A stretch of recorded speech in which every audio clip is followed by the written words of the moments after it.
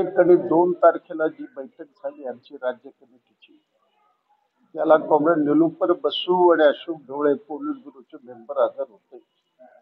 सोलापुरातले M S Shaikh, Yusuf major, Nasima Shaikh आणि मी दुसऱ्या दिवशी हजर होतो. त्यामध्ये निर्णय झाला की आपली संविधान धोक्यात आहे, देशातली लोकशाही धोक्यात आहे, हुकुमशाही आणि फॅसिस्ट राजवट उभं राहण्याचा धोका आपल्यापुढे उभा आहे. मग कामगार असतील, शेतकरी असतील, महिला असतील, युवा असतील, दलित असतील, मुस्लिम असतील, हे सगळे चे प्रश्न गंभीर रूप धारण केले. आणि दुसऱ्या बाजूला भारतीय जनता पक्ष, मुस्लिम विरुद्ध हिंदू, ख्रिश्चन विरुद्ध हिंदू अशा पद्धतीचं वातावरण तयार करून इलेक्शन जिंकण्याचा प्रयत्न करू लागलेला आहे. तुम्हाला सगळ्याला कल्पना आहे, दिल्लीचे मुख्यमंत्री केजरीवाल एकदा नव्हे, दोनदा नव्हे, तीनदा त्यांनी 90% बहुमताने सत्तेवर आला असताना, कसलाही आधार नसताना त्यांना तुरुंगामध्ये घातलं.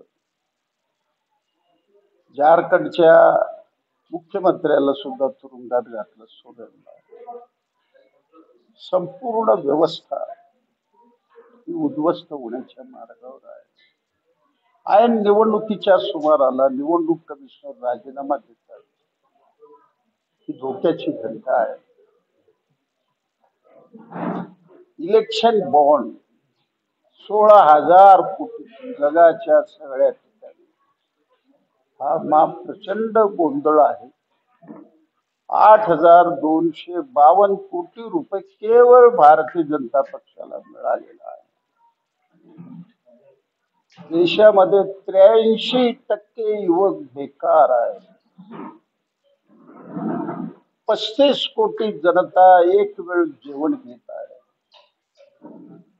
म्हणून ही सत्ता बदल या ठिकाणी भारतीय जनता पक्ष आणि त्यांच्या एनडीए इंडिया आघाडीचं सरकार आणण्याचं काम आहे. त्या दृष्टीनं सोलापुरामध्ये आमदार प्रणिती शिंदेला आम्ही पाठिंबा दिलेला आहे. आणि आमचा अंदाज आहे, आम्हाला मानणारा जो कामगार आहे तो हजारोच्या संख्येने काँग्रेसला पाठिंबा देतो.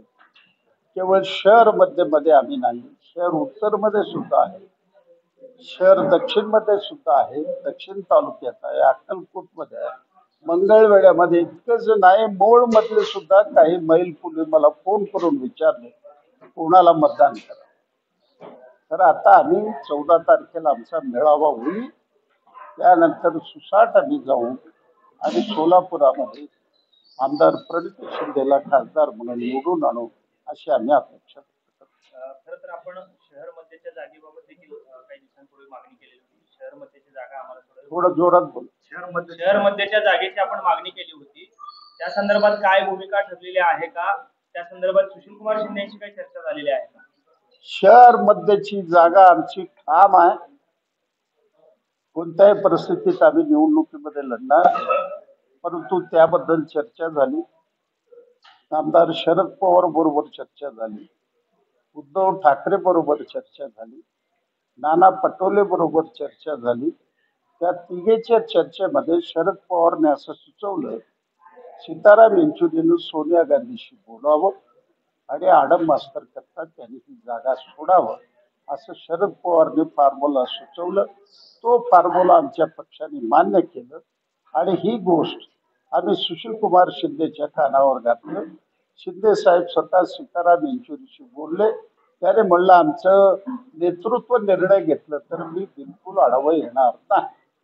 पण मग भविष्यामध्ये कदाचित प्रणिती शिंदेना अपयश आलं त्या लोकसभेच्या निवडणुकीत, तर पुन्हा त्या माध्यमातून उभे राहतील. मग त्यावेळेस कशा पद्धतीचं हे असणार? या तो जो दिलेला शब्द आहे त्यावरती ते जागतील का, किंवा काय वाटतं?